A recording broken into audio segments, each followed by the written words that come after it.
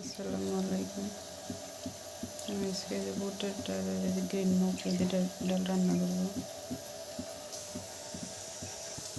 ডালগুলো ধুয়ে নিছি, পেঁয়াজ দিয়ে দিছি, স্বাদ মতো লবণ দেব, হলদির গুঁড়া দিয়ে দেবো, আর একটা কাঁচামরিচ দিয়ে দেবো।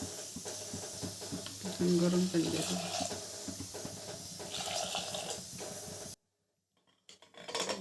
ঢেকে দেবো।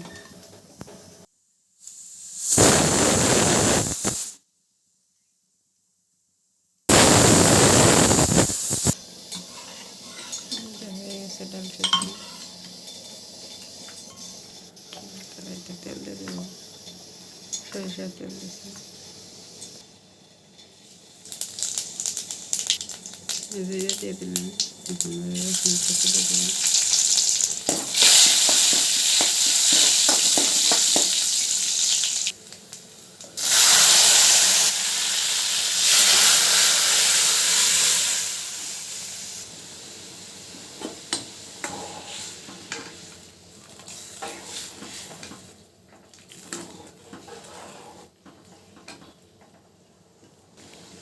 হয়ে গেল আমার ডাল।